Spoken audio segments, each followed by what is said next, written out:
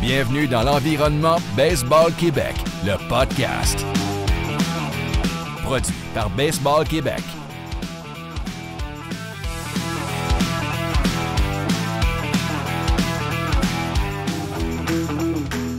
Les grandes entrevues. Bonjour à tous. Podcast édition spéciale cette semaine, édition COVID-19. J'avais le goût de jaser avec la gang du Grand Chelem, une gang qui est pas mal impliquée dans le baseball. Puis là, ça nous permet par Zoom de parler aux trois en même temps. Je salue nos invités Pat Daou, Danny Plante et Ronald Humm. Comment ça va les boys? Salut, ça va bien toi? Très bien. Merci pour l'invitation, c'est cool. Ça fait super plaisir. Ronald, ça fait pas longtemps qu'on se connaît. On s'est rencontrés au Grand Chelem avec l'activité Baseball 5. En fait, je ne savais même pas que tu existais pour Grand Chelem. Fait que c'est fun de se rencontrer. Ronald, je commence avec toi. Petit tour de table. Comment se passe la vie de famille avec ce qui se passe présentement? Ouais, ben on respecte ce que le gouvernement dit. Fait qu'on est au confinement, isolement volontaire là, de notre côté. Là. Fait que tout le monde va bien.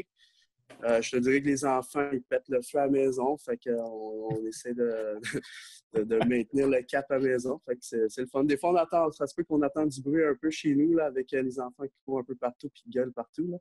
Là. Ça fait partie de la game. Ah ouais, exact. Ronald, tu es impliqué dans plusieurs choses aussi. Parle-moi un peu de ton background de baseball. Tu arrives de où? Pourquoi tu es impliqué dans le Grand Chelem?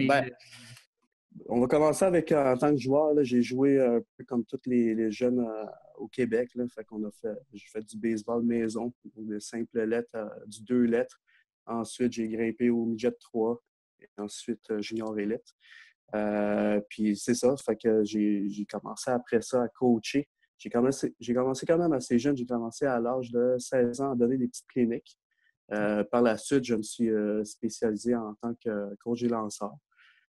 Puis j'ai coaché du niveau 2A en midget 3. Ensuite, les ailes du Québec à l'époque qui était l'ABC du temps moderne. Là. Fait que j'ai coaché ça. Puis je reçois encore des offres là, pour Junior Elite, etc. Mais je vais me concentrer un peu plus pour Grand Chelem.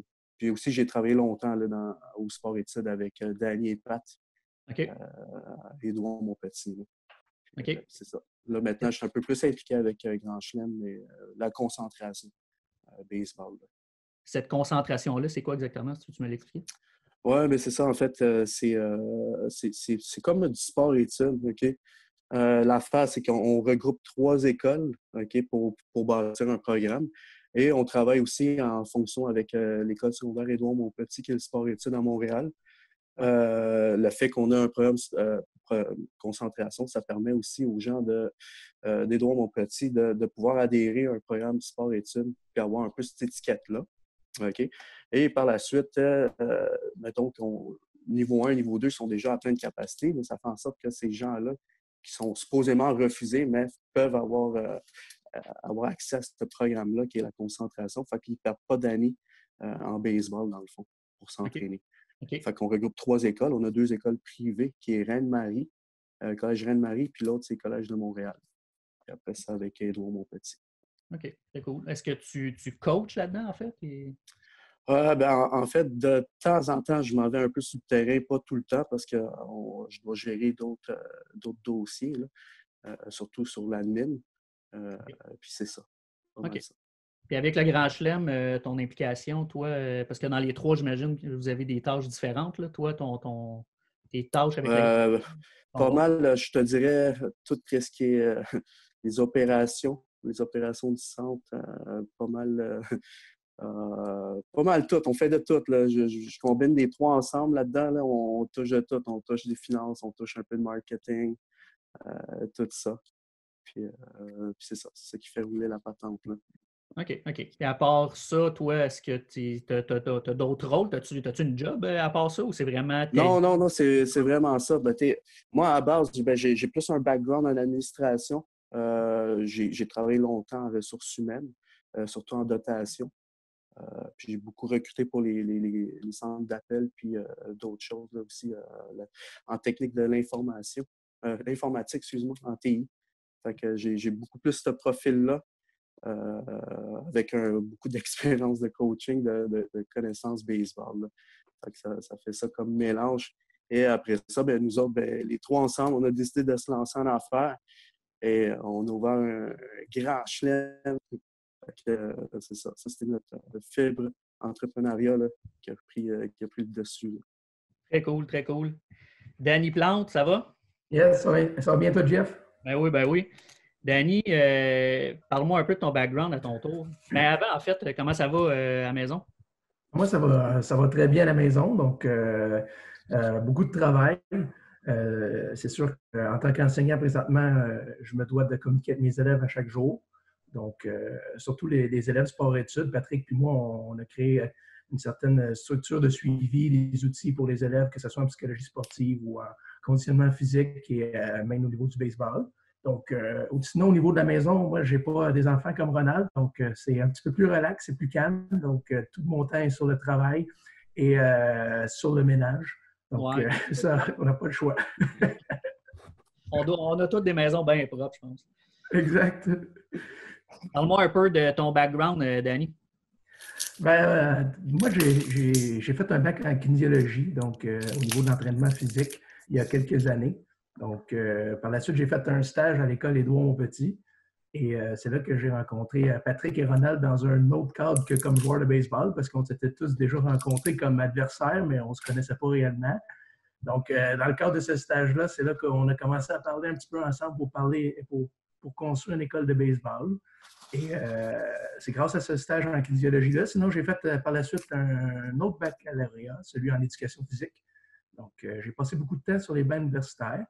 Comme coach, j'ai coaché au niveau du Midget 3A à Sherbrooke, dans la région de Montréal, aussi avec le Bantam 2A, les équipes pour les Jeux du Québec aussi pour la région de Montréal.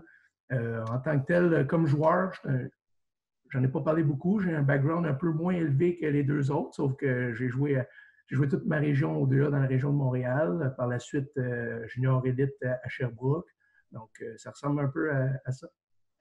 Présentement, tu es donc prof à Édouard-Montpetit. Oui. Et tu es coach avec le sport-études, c'est ça? Bon, juste, ça fait partie de ma tâche. Donc, en tant que tel, je suis enseignant, puis dans ma tâche d'enseignant, j'ai mes élèves du sport-études. Donc, Okay. J'ai cette chance-là de... Ça va faire 3 ans en tant qu'enseignant, puis depuis de 2009 en tant qu'entraîneur. OK, OK. Est-ce que comment ça se passe en fait pour un prof d'éduc qui s'occupe de sport-études, justement? Parce que Édouard-Montpetit, c'est quand même le plus connu de la gang, c'est le plus vieux, le plus ancien. Il y a quand même des spotlights sur Édouard-Montpetit, peut-être de moins en moins, mais c'était le cas avant. Donc, comment est-ce que le prof d'éduc en toi fait pour un peu s'assurer que les kids sont prêts et que le spotlight sur Édouard-Montpetit il est respecté, là, où on amène cette lumière-là vers l'école? Bon, juste d'abord, qu'est-ce qu'il faut expliquer, c'est qu'on est Stéphane Lepage et moi, on est les deux seuls enseignants présentement qui ont dans leur tâche du baseball. Sinon, Okay. dans les autres mandataires n'ont pas ce titre-là d'enseignant d'éducation physique. Ça veut dire qu'on a cette chance-là d'avoir une job stable et les mêmes conditions que tous les autres enseignants au Québec. Sinon, pour le Spotlight, c'est un programme qui existe depuis 1990. Donc, c'est un programme qui a fait ses preuves depuis 1990, que Patrick, Ronald et moi, depuis notre arrivée au programme, notre objectif, c'est vraiment là, de faire en sorte de garder cette réputation-là, mais en améliorant le produit, puis s'adapter aussi aux jeunes d'aujourd'hui, que ce soit au niveau du service, que ce soit au niveau de l'équipement. Donc, on a quand même on a un objectif d'améliorer pas mal tout ce qui est autour de ce programme-là. Donc, comme je te dirais, on a une belle collaboration avec tous les autres sports-études. Je veux dire, à travers la province, ce n'est pas une compétition parce qu'en tant que tel, chacun est sur un territoire différent.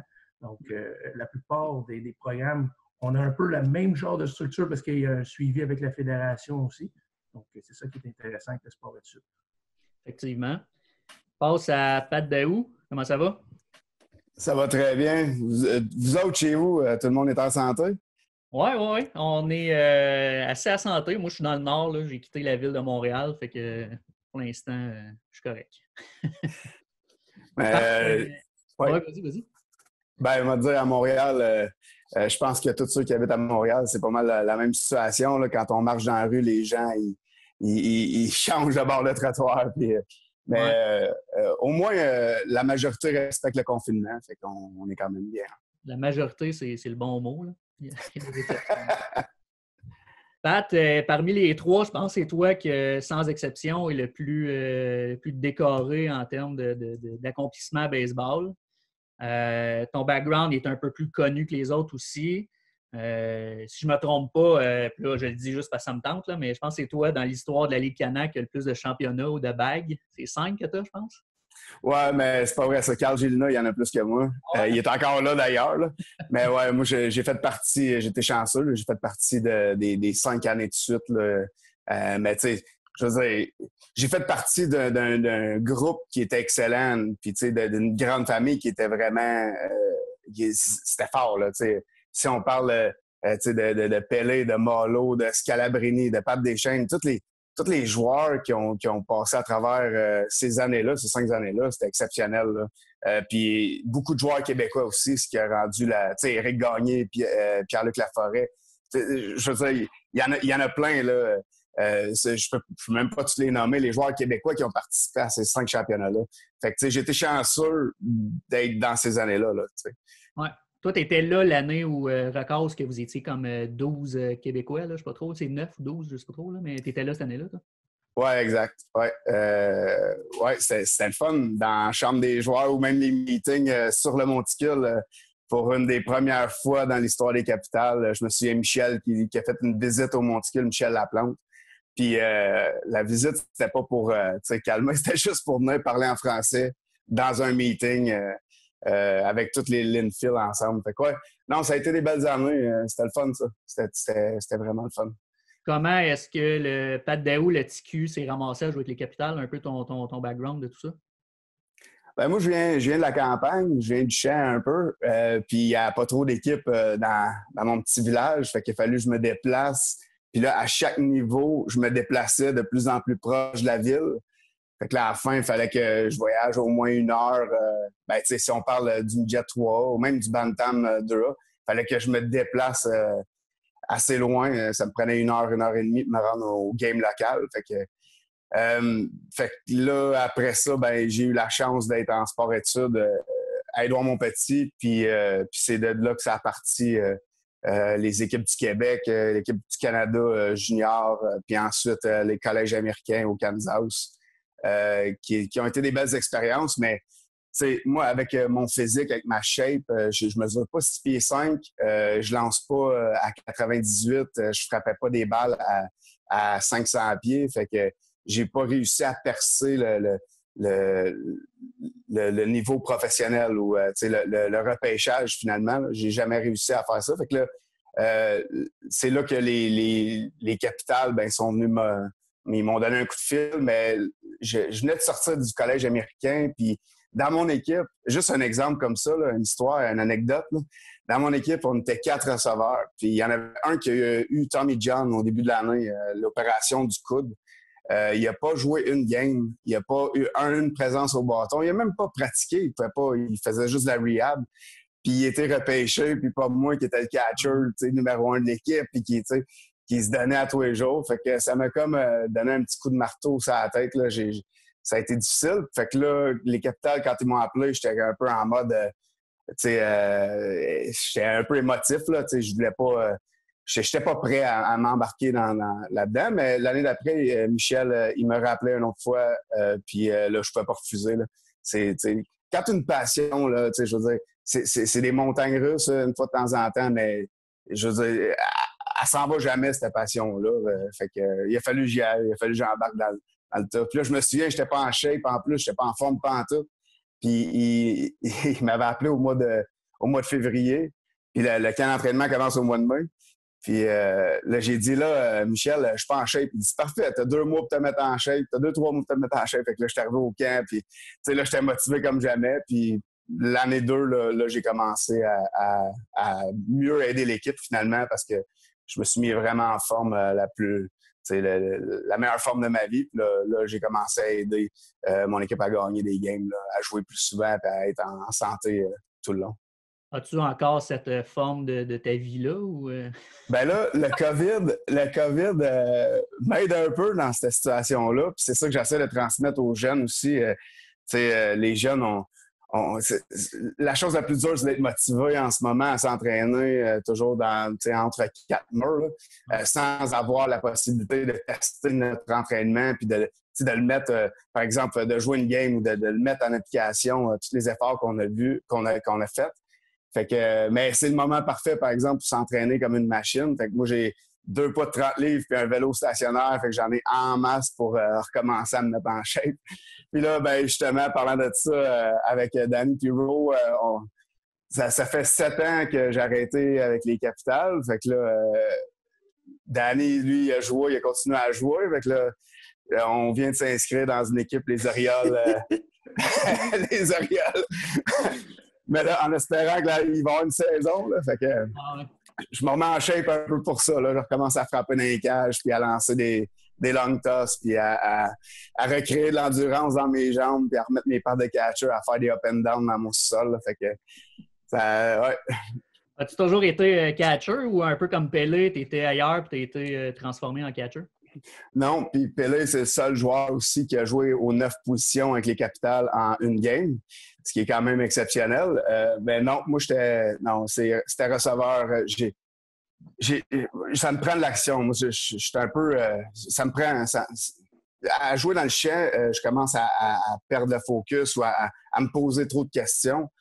J'aime beaucoup mieux avoir une réponse à ces questions-là en ayant un lancer à chaque pitch, finalement, en ayant de l'action. Puis j'adore le côté stratégique du baseball, le côté plan de match ou le côté où ce qu'on essaie de retirer un frappeur. Quand tu joues dans l'infield, ben t'as pas nécessairement le contrôle là-dessus. Puis, tu sais, j'ai joué au 3e but un petit peu, puis dans le champ. Puis quand j'étais jeune, je lançais jusqu'à l'âge de 15 ans. Sauf que après ça, c'est vraiment la position de receveur qui me donnait envie de jouer au baseball, là, c'est sûr. De finir une game tout sale, de finir une game où tu as l'impression d'avoir tout fait. Tu as glissé partout, tu as lancé 200 balles, tu as pris une dizaine de swings avec tes 3-4 at-bats. Ça, c'est vraiment ça qui me faisait triper au baseball. Là. J'ai lu de quoi sur toi hier, puis je me suis informé un peu sur quand tu as pris ta retraite et tout, comment ça s'est passé. Puis dans l'article que j'ai lu, tu parles d'une anecdote, un des beaux moments de ta vie avec Éric Gagné pour paintball. Ça se raconte-tu, ça? Ou... Hey boy! Ouais, c'est le premier souvenir que j'ai de cette soirée-là, c'est que, ou de cette journée-là, là, on revenait d'un voyage, je me souviens plus c'était où, peut-être au New Jersey, en autobus, l'équipe au complet, puis sans trop nous le dire, nous le mentionner, à la place de nous débarquer au stade à Québec, on a débarqué sur le bord de l'eau, puis il y avait des bateaux qui nous attendaient. Puis là, qu'est-ce qu'on fait ici? C'est le milieu de la nuit, là. Il est peut-être 1h30 du matin, 2h du matin. Puis là, on débarque, on prend les bateaux, puis on s'en va sur l'île. C'était à Repentigny, je pense, cette île-là. Parce que puis là, on débarque, puis il y a une personne qui nous attend sur l'île. Il y a de la bouffe partout. C'est un festin, là, finalement. Puis c'est Bob Bissonnette qui est en train de jouer de la guitare en nous attendant. Fait que là, oh my God, c'est un moment parfait. Là. C'était écœurant. On a fêté, on a célébré un petit peu toute la soirée avec Bob jusqu'à temps que le soleil se lève. Puis là, on était se coucher 1 heure ou 2 pour se relever le lendemain. Puis on savait même pas que c'était un paintball. Là. On était juste OK, c'est une petite soirée avec Bob, puis c'est cool. Puis ensuite, le lendemain, ben, on apprend qu'on va faire du paintball. Fait que, tu sais, moi, je trippe bien raide, j'adore ça. Mais dans ce temps-là, j'étais une recrue. Puis les recrues, on avait une petite mission spéciale qu'il fallait faire. Puis Fait que là, l'administration des capitales était venue, tous ceux qui travaillent autour des capitales, la famille des capitales était venue, était présente. Puis là, il y avait un terrain qui avait 4 tours, 4 grandes tours de chaque côté du terrain dans une allée. Fait que là, tout le monde, on était quoi, une soixantaine au moins. On était peut-être 6 recrues, si je me trompe pas. Les 54, finalement, dans les tours avec des guns. Puis nous autres, il fallait qu'on court à travers le terrain. Pas de gun. Puis il fallait qu'on traverse au complet. Mais je vais vous dire, là, la sensation de recevoir une vingtaine de paintball la seconde, pas une vingtaine au complet, là, mais la seconde, pendant que tu cours, on a tombé, tous les recrues ont tombé 3-4 fois. On s'est fait bombarder carrément de paintball pour traverser. Puis ensuite, on est resté une dizaine de minutes étendus. Là. Ouais, c'était une expérience quand même plaisante au bout de la ligne. On a réussi à rire un peu tout le monde. Puis, c'est des situations comme ça qui font en sorte que, bon, on peut être une famille. Puis là, tout de suite après cette course-là, ben là, c'était le temps qu'ils nous donnent notre gun à paintball pour que nous autres, on prenne notre revanche un petit peu sur tout le monde. Fait que, on a eu notre revanche, inquiétez-vous pas. Surtout sur Eric. Eric, on l'a pogné parce que lui, il avait le gros automatique. Il se gâtait avec ça. Ouais. Là, tu t'amènes vers ta vie de coaching. Quand tu étais catcher, de ce que j'ai lu, tu étais quelqu'un d'intense, puis tu l'as dit tantôt, un passionné. La raison pourquoi tu as arrêté, c'est les commotions cérébrales. Comment est-ce qu'un joueur de 27 ans, passionné comme toi, impliqué dans la game, est capable de faire la transition vers le coaching tout en dealant avec ses problèmes de commotion? Parce que tu disais que dans les premières années, tu avais quand même certains problèmes avec ça. Là. Comment est-ce qu'on passe du terrain à coacher sans trop... parce que, je veux dire, moi aussi, j'ai joué à la balle, puis à un moment donné, tu aimerais ça être sur le terrain encore. Là. Mais comment on fait cette transition-là? Oui, il y a peut-être 2 aspects dans ça. C'est comment on fait pour arrêter de pratiquer un sport qu'on fait à tous les jours puis qu'on donne notre vie entière vers ce sport-là pour s'améliorer. Ça, c'est le premier bout qui est assez difficile, de changer notre style de vie un petit peu puis à la place d'être centré sur nous-mêmes puis de travailler nos habiletés, ben on envoie ça à d'autres joueurs ou à des jeunes, tout ça. Mais moi, j'ai eu la facilité quand même de faire la transition parce que ça fait depuis 2007 que je coach, que je suis entraîneur à Édouard-Montpetit. Ce qui fait que avant même de commencer avec les Capitales, j'étais un entraîneur durant l'hiver. Comme la majorité des joueurs au Capital aussi, ils ont tout un emploi durant l'hiver, puis la majorité font des cours privés ou des cliniques où ils vont coacher une couple d'équipes, des cours de groupe. Mais la transition a été facile pour aller coacher, parce que ça faisait longtemps que je le faisais. Mais le plus difficile, ça a été d'arrêter de pousser vers un niveau plus élevé, au niveau personnel.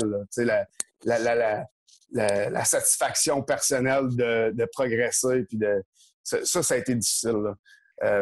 C'est sûr, comme n'importe qui arrête de s'entraîner, n'importe quel athlète olympique, mettons, n'importe quelle personne qui fait un sport à temps plein, qui investit 6 à 8 heures de sa vie par jour à s'entraîner, il y a vraiment... Ça prend de l'aide, c'est sûr. Moi, personnellement, j'en ai eu de l'aide, que ce soit de mes proches autour de moi, de mes amis ou de ma famille. Je veux dire, il faut être supporté d'un bord ou de l'autre. Mais la transition est plus facile, beaucoup plus facile lorsqu'on peut le partager avec des jeunes puis qu'on peut amener ça à des kids. La seule différence, c'est que sur un terrain de balle, ben, tu peux pas embarquer entre les 2 lignes à moins que tu aies chialé après un arbitre ou que tu fasses une visite au monticule. Mais sinon, je veux dire, tu es encore sur le terrain de balle, quand tu lances des BP comme entraîneur, je veux dire, tu t'entraînes dans un sens d'essayer d'être le meilleur lanceur de BP ou le meilleur frappeur de ballon pour les catchers. Je veux dire, il y a quand même une facilité à faire la transition lorsqu'on est coach après une carrière de baseball. Ça, c'est sûr. Parle-moi de tes rôles, justement, avec le sport-études. Moi, mon rôle, en fait, c'est d'entraîner tous les niveaux. Je suis le spécialiste des receveurs à l'école et des voltigeurs, mais surtout des receveurs. je m'occupe, en fait, je suis l'assistant à Danny Plante pour le niveau 1 et le niveau 2. Donc, on travaille beaucoup ensemble. Comme en ce moment, on fait que de ça, des rencontres avec les jeunes. On jase avec eux, que ce soit par FaceTime ou par Zoom ou par n'importe quelle plateforme. On essaie de garder le contact avec la famille, avec tous nos joueurs, en les aidant, en donnant des trucs à la maison, quoi faire des exercices selon leur environnement. C'est pas tout le monde qui a le même environnement, surtout à Montréal. Là. Il y en a qui sont... il y en a qui n'ont pas nécessairement accès à une cour ou même accès à du matériel. Il y en a qui n'ont pas de bâton. Le bâton est à l'école. Il faut trouver des solutions pour ça. Puis l'autre moitié du temps, je suis avec le niveau 3, niveau 4, donc les plus vieux. Puis ça, c'est beaucoup plus spécifique aux receveurs. Puis durant l'été, ben là, en espérant qu'il y ait une saison cette année de Midget 3, mais je suis l'entraîneur du Midget 3 aussi, le coach en chef. As-tu des ambitions de coacher, exemple, professionnel et les capitales ou des choses comme ça, ou tes ambitions, c'est vraiment de rester avec les jeunes? Non, en fait, je veux dire, les capitales, j'ai trippé bien raide, que ce soit avec Scalabrini, avec Michel, avec Éric Gagné, oui, mais Pierre-Luc Laforêt qui étaient les coachs pendant que j'étais là. Et on a déjà jasé aussi où je pourrais aller aider puis les supporter, mais en fait, j'aime beaucoup mieux la clientèle jeune. J'aime mieux les jeunes parce qu'ils ont tout à apprendre. On peut tellement leur donner à ces jeunes-là. Tandis qu'un joueur qui est déjà à un niveau élevé, le rôle du coach est différent, complètement différent. C'est des ajustements, c'est des garder heureux, c'est des garder performants. Tandis que nous, on a ça, mais on a aussi tout l'aspect technique, l'aspect d'apprendre comment être un athlète, comment vivre comme un athlète. On le dit souvent, le mode athlète, il faut le garder.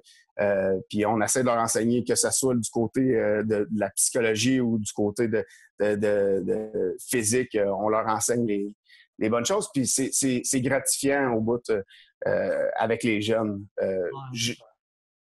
Mais j'aime beaucoup ce que je fais là en ce moment. Puis avec les boys, avec la famille, je veux dire, Danny Pirot, ça fait depuis 2010 qu'on fait ça ensemble avec une école de baseball qui est l'usine.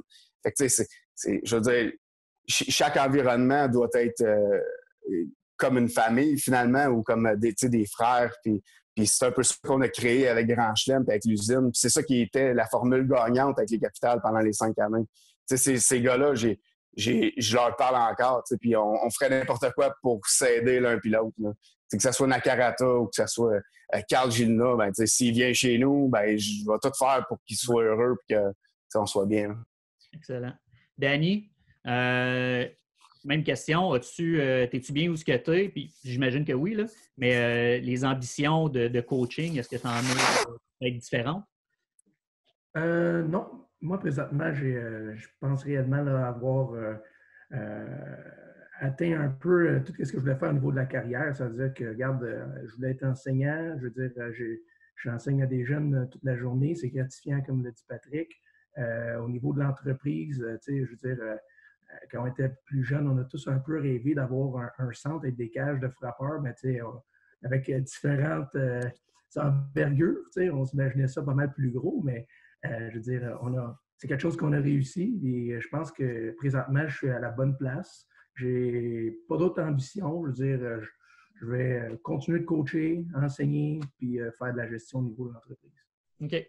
Tu veux-tu me parler un peu de justement Underground, l'usine, comme Pat disait, juste me dire comment ça a commencé, pourquoi ces 3 entités-là, Grand Chelem, l'usine puis Underground, juste me faire un peu, m'expliquer tout ça. Là. Bien, au juste, ça a commencé avec justement quand on s'est rencontrés au sport-études et on a remarqué qu'il manquait un service dans la région de Montréal. Donc, il y avait plusieurs jeunes qui n'avaient pas accès à des cages de frappeurs. Donc, c'est là qu'on a décidé de partir initialement Underground Baseball en 2010. Donc, c'était une académie de baseball. On a commencé ça avec un groupe à la première année. La deuxième année, on était à 3 groupes. La troisième, déjà 5 groupes. Ça continue à évoluer dans le temps.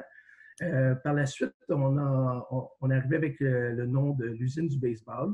Notre objectif de l'usine du baseball était justement d'ouvrir un centre. Donc, c'était un peu notre transition d'aller vers un centre de performance dans la région de Montréal. Donc, on avait travaillé sur des plans. On était en train justement de développer le projet. Et par la suite, on a rencontré une personne sur laquelle il travaillait lui aussi sur un projet de centre. Donc, après ça, on a mixé un peu les deux produits, c'est-à-dire celui de l'usine que nous, on avait en tête et celui de Grand Chelem que lui avait aussi dans la tête. Donc, là, par la suite, on a parti le centre et on a gardé le nom Grand Chelem. Donc, c'est un peu le début. Donc, le centre, c'est Grand Chelem. L'école de baseball maintenant est l'usine. Donc, c'est un peu un titre en français. Au départ, si on se demande pourquoi le nom Underground, c'est un peu un gag. Cette histoire-là est quand même assez bonne. Je vais la raconter parce qu'en revenant d'un voyage de la Floride, on avait cette idée-là de partir de l'école de baseball. Puis Patrick a décidé de faire un sondage auprès des jeunes. Donc, les jeunes à l'avant au micro, puis il donnait un peu des noms pour notre école de baseball. Puis il y avait un jeune qui s'appelait, il s'appelle encore Michel Cid, qui est venu en avant, puis qui a dit Underground Baseball. Puis là, Patrick Grenal, il a dit oh ouais, puis moi j'ai dit non. Puis en fin de compte, c'est moi qui ai fait l'enregistrement au registre des entreprises. Puis ça a été Underground Baseball avec un nom en français qui était l'Académie de baseball hors circuit. Donc c'est ça. Pourquoi, en fait, j'imagine que c'est une situation d'environnement, mais pourquoi avoir choisi Hochelaga, dans le fond, pour l'école Grand Chelem? Bien, pour Grand Chelem, en fait. Bien, en tant que tel, on a visité plusieurs endroits dans la région de Montréal. C'est assez difficile de trouver quand même des espaces pour mettre 3 ou 5 cages de frappeurs sans colonne. Donc, c'était un des choix. Sinon, on voulait aussi rester près du centre-ville, près du stade olympique, puis aussi l'école de sport-études est aussi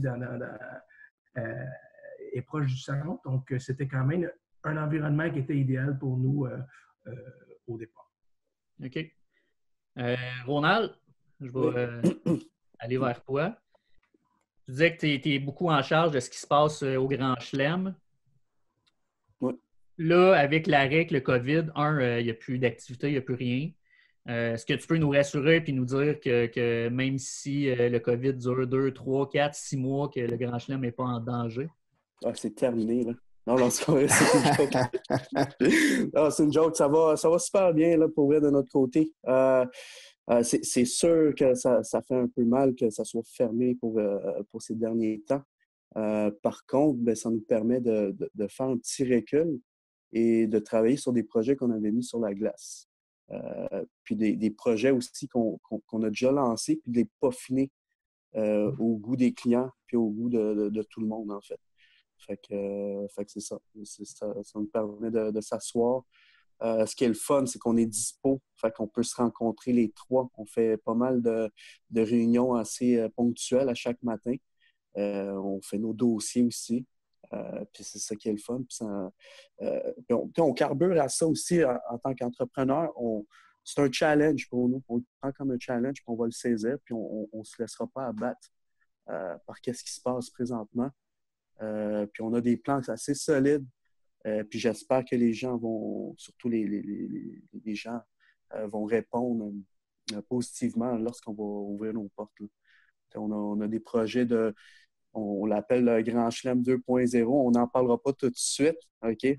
Parce qu'elle n'est pas encore mise sur table. En fait, elle est sur papier, mais elle n'est pas encore mise en marche. Puis elle est super intéressante. Il y a des choses qui s'en viennent. Moi, si j'étais un client, honnêtement, je triperais sur... je ne veux pas être vendeur, là, mais pour vrai, c'est sûr, je tripe sur ça. Tu es là pour être vendeur, là. Fait que... Bien, vous avez fait beaucoup d'activités. En fait, je ne connais pas toutes les activités que vous avez faites au Grand Chelem, mais il y en a une que j'ai vue peut-être 5 minutes, là, mais que Abraham Taureau a été vous voir. Est-ce que vous avez fait d'autres choses comme ça? Puis est-ce que c'est dans les plans de continuer à faire des choses comme ça pour vos membres? C'est moi qui parle. Oui, éventuellement, on veut se lancer un peu plus aussi dans, sans trop dire, l'événementiel. Si on peut en faire, on va en faire, c'est certain. C'est certain, puis je pense que c'est un plus pour justement nos membres puis la clientèle Grand Chelem. Puis c'est ça, si on peut en amener du monde, puis pas juste du monde baseball, mais un peu de tout, là. C'est pour ça qu'on s'appelle le Centre Grand Chelem. Avant tout, on veut que ça soit accessible à tout le monde. Un peu comme on a tu as dit plus tôt, Danny, on cherchait une localisation qui est un peu plus centre-sud pour aller chercher justement monsieur, madame, tout le monde et pas juste du monde de baseball avant tout. OK? C'est ça. Est-ce que Grand Chelem peut s'agrandir? Est-ce que pour l'instant, la grandeur, la grosseur d'avoir, là, vous avez 3 cages, est-ce que pour l'instant, c'est suffisant? Est-ce que vous envisagez des plans de peut-être éventuellement mettre un monticule ou de changer un peu ça? Ou pour l'instant, c'est vraiment l'endroit puis vous êtes là pour plusieurs années? Dans l'idéal, c'est sûr qu'on voudrait quelque chose de plus grand. C'est sûr qu'on est un peu limité dans certaines façons de faire, là. Puis c'est sûr, ça reste dans nos plans de grandir. Mais sauf que ce que je trouve d'intéressant à cette place-là est vraiment, comment je peux dire, elle rejoint beaucoup de monde. Pas nécessairement, comme je dis, du monde de baseball, mais beaucoup de monde, ça les rejoint, puis le monde se sent confortable. C'est une place un peu plus casual. C'est ça qui fait que la chose est plus fun sur place une fois. Là. Ouais, c'est sûr que ça reste dans nos plans de grandir. Oui. Préparé par moi. Toi, j'ai posé la question aux 2 autres, mais toi, as-tu des ambitions de coaching ou pour l'instant, t'es à la bonne place? Pour l'instant, moi, je suis à la bonne place. Je me sens confortable. J'ai mon horaire. J'ai ma propre routine aussi. Ça se mélange bien avec ma vie de famille, avec mes responsabilités de famille et tout ça. Là, fait que ça cadre super bien. Puis, comme je te dis, il y a du challenge à chaque jour et j'en apprends à chaque jour aussi. C'est ça qui me garde motivé. Là. J'ai une dernière question, puis si vous avez des points que vous avez ajouter après, lâchez-vous lousse. Ronald, on s'est connus, puis j'ai pas le choix d'en parler parce que je suis aussi le responsable, mais je vous lance la question comme ça. Ronald, on s'est connus parce que j'ai amené ma gang de baseball 5 au Grand Chelem. Danny, on s'est assis ensemble pour certains projets de baseball 5 aussi. Parle-moi donc un peu de... Est-ce que dans les sports-études, vous en faites toujours? Pat, t'en fais-tu aussi un peu des fois que les jeunes? C'est quelque chose que les jeunes apprécient, Édouard Maupetit? C'est-tu quelque chose que vous voyez qui peut être intéressant pour certaines choses? Comment vous voyez ça? Danny, vas-y avant. Tout d'abord, je trouve que c'est vraiment un sport qui est accessible, qui est simple, avec peu de matériel. Une balle, un gymnase, un espace libre, je veux dire, c'est idéal pour la promotion du sport. Au sport-études, les élèves... auparavant, on avait des petites journées où on faisait des mini-games avec des balles trouées, puis maintenant, ils veulent faire du baseball 5. Donc, des élèves en tant que tels au sport-études, vraiment, ils trippent sur le baseball 5. En début d'année, j'avais un projet d'enseignement, juste que mes élèves devaient enseigner le baseball 5 dans une école primaire. Donc, mes élèves de niveau 1 et niveau 2 ont fait l'enseignement à une école dans la région de Montréal. Les élèves ont trippé à l'enseigner. Les élèves du primaire ont aimé le sport, même l'enseignant avec lequel on avait travaillé, l'enseignant d'éducation physique. C'est un moyen d'action qu'il veut refaire. Donc, l'année prochaine, on envisage de faire un peu la même chose encore. Dans les concentrations, si je ne me trompe pas aussi, Ronald, il y a Guillaume Champagne qui est le responsable des élèves là-bas. Puis lui aussi a fait la promotion, justement. Donc, il était dans l'école primaire. Cependant, lui, la différence, c'est lui qui l'a enseigné. Parce qu'il n'y a pas eu autant de temps que moi pour faire en sorte que les élèves puissent l'enseigner aux jeunes des primaires, mais c'est vraiment un moyen d'action très, très intéressant. Ouais, j'ai fait le tour avec Guillaume aussi à quelques écoles. Là. Il est venu m'accompagner. Puis, bon partenaire à voir. Pat, toi, t'en penses quoi? Ah non, c'est sûr. Un des meilleurs moments, justement, c'était quand les jeunes ils ont enseigné à des jeunes du primaire. Je veux dire, c'était beau à voir. Les jeunes du primaire ont trippé, puis les jeunes du secondaire aussi, que nous autres, on avait.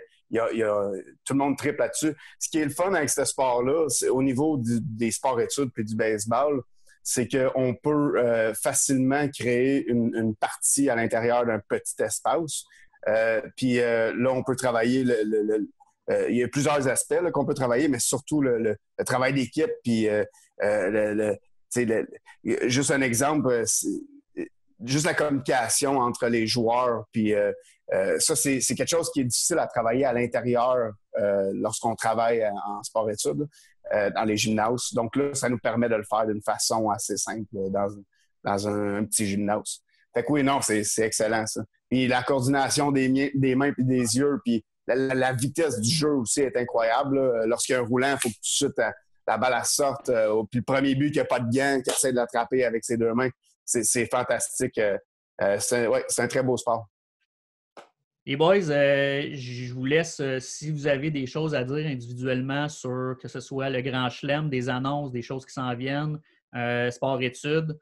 Si vous avez des choses à ajouter que je n'ai pas parlé, c'est le temps. Sinon, je vous écoute. En fait, vous de quoi ajouter qui serait intéressant pour les gens? Ouais, moi, je peux. Vas-y, Patrick. Ouais, je vais commencer, moi.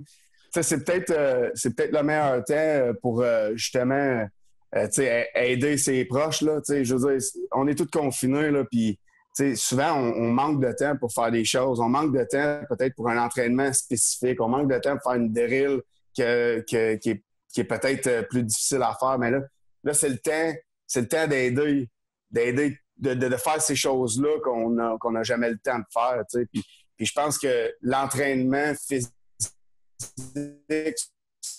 surtout, est excellent durant ce moment-là. Mais je pense aussi aux familles qui ont besoin de support. Là. Un exemple, si tu as des grands-parents qui ont besoin d'un petit coup de main, c'est le temps d'aller les aider, que ce soit une épicerie ou juste un appel. Je pense qu'il y a beaucoup de personnes qui sont dans la même situation que nous autres, où ils ont joué dans des équipes, puis ils ont eu des amis que ça fait longtemps qu'ils n'ont pas vu, ou que ça fait 5-6 ans que tu as joué avec, mais tu y parles plus depuis parce que nos vies, ils se sont séparés. C'est le temps aussi peut-être de leur lâcher un petit coup de fil, puis de reconnecter avec eux parce qu'on a le temps, justement. Fait que, ouais, c'est ça. C'est ça que j'ai à dire. Moi, j'aimerais dire à la communauté Grand Chelem, à la communauté l'usine du baseball, mais lâchez pas, suivez ce que le gouvernement dit comme consigne. Et dès que tout ça va être mis en place puis tout va être contrôlé, mais venez nous encourager. OK? On a besoin que les petites entreprises soient supportées par le monde, en fait, par vous autres. Puis on se revoit bientôt. Okay? On se revoit bientôt avec une version Grand Chelem améliorée. OK? Puis c'est ça. C'est à venir. C'est à venir. Et restez. Oui, suivez nos pages Facebook, nos pages Facebook, Usine du baseball, Grand Chelem, Instagram, Grand Chelem aussi, pour garder le cap un peu sur nous.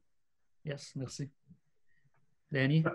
Écoute, moi, de mon côté, j'ai parlé avec quelques élèves, puis qu'est-ce que je vois surtout, c'est que les élèves sont un peu stressés aussi de savoir est-ce que la saison de baseball va avoir lieu, comment m'entraîner, tout ça. Il y en a beaucoup qui ont peur de régresser dans leur entraînement. Donc, c'est vraiment pour tout le monde de garder, de se concentrer sur qu'est-ce qu'on peut contrôler. Donc, présentement, c'est de contrôler, on peut être en santé, on peut s'entraîner à la maison. Donc, c'est juste de se focusser là-dessus, de revoir nos objectifs. Et sinon, en tant que tel, au niveau de tout notre écosystème qu'on parle, le Grand Chelem, l'usine du baseball, l'école, le sport-études de Montpetit, les concentrations, nous, on travaille fort. On est à chaque jour là-dessus. C'est presque du 10 à 12 heures sur lesquelles on travaille pour amener le 2.0 Grand Chelem et aussi de préparer la prochaine année scolaire du sport-études et de faire en sorte que quand ça va repartir, on va repartir tous sur les bons pieds puis ça va être même une version améliorée de tous les projets. Ouais. Merci, Jeff, en passant pour tout ce temps-là. Grand plaisir. Merci. Puis à ce propos-là, Danny, moi, je peux garantir au monde que l'équipe de BQ, là, ça travaille, ça ne dort pas beaucoup, puis ils veulent s'assurer que les jeunes vont jouer cet été, que ce soit dans les sports-études ou dans les ligues amicales ou compétitives. Puis tout, là, ça travaille bien fort au bureau, fait que les gens peuvent être assez confiants que si ça nous le permet, on va jouer au baseball cet été, peu importe ce qui va arriver. Les boys, c'est moi qui vous remercie pour votre temps. Prenez soin de vous autres, prenez soin de vos familles, puis on se rejase très prochainement. Ouais, merci, Jeff. Merci, Jeff. Salut. Ciao.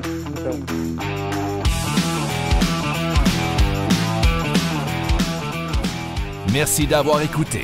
Vous pouvez nous suivre sur Google Play, iTunes, Balado Québec et maintenant Spotify, et sur la chaîne YouTube de Baseball Québec.